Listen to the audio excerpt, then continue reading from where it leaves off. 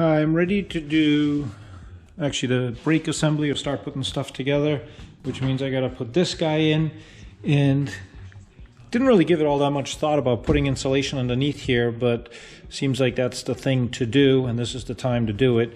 So we had bought that silver insulation from Aircraft Spruce, but it's only about 1/4 or 3/8 of an inch thick.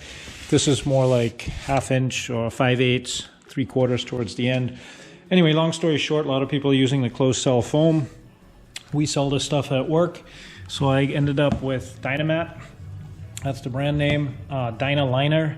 I also brought some hood liner in. It's a little bit thicker, but the Dynaliner actually seems to do the job quite well. It's very lightweight, closed cell, whatever, not susceptible to foam. It's a thermal insulator, and basically I'm just going through the steps of cutting all these little pieces in here, and I'm not sure if we're going to do all of this back here as well, but it did say to put double-sided foam tape in there and make it a lot quieter, so I think probably might put it in there. Can't hurt.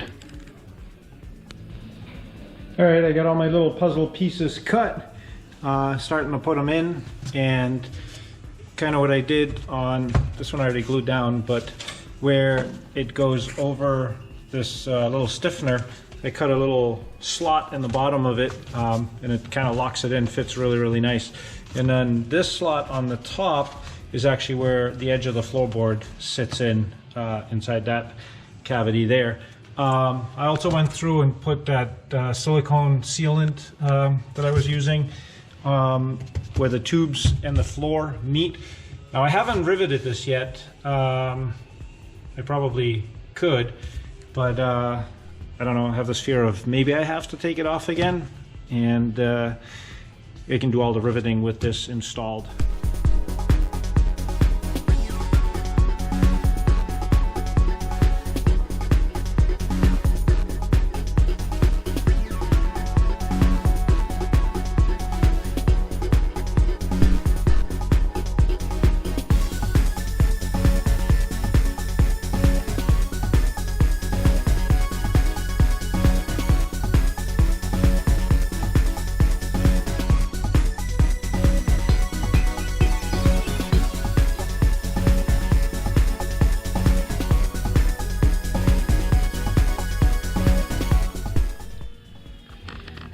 All right, that came out really, really nice.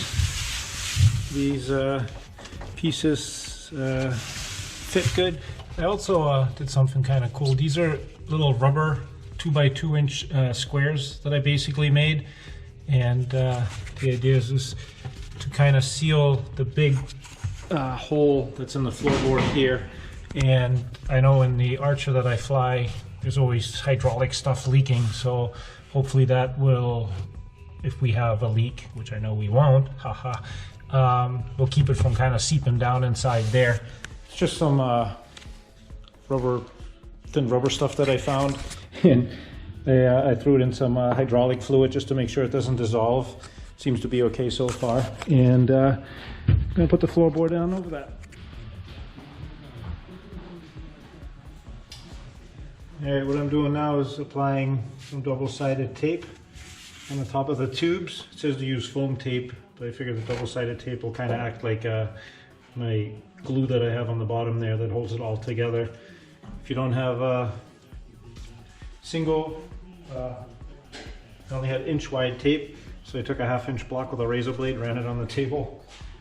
Now I have 2 1/2 inch pieces.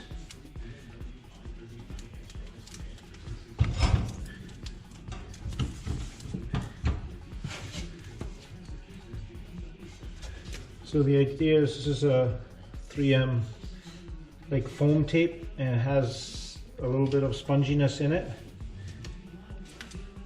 And I'm hoping it'll make up, you know, whatever gap I need between the actual tube and the floorboards.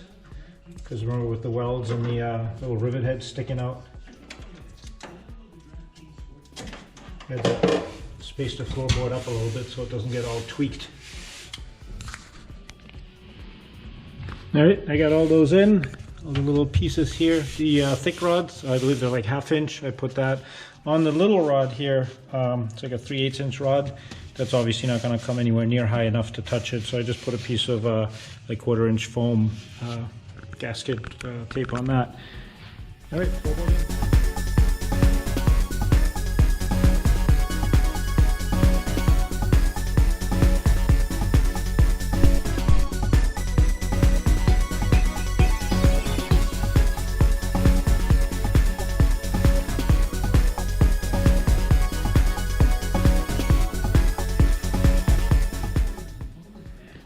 All right, got the floorboard in, and I think I'm probably going to take all the cowl skins off again to work on it.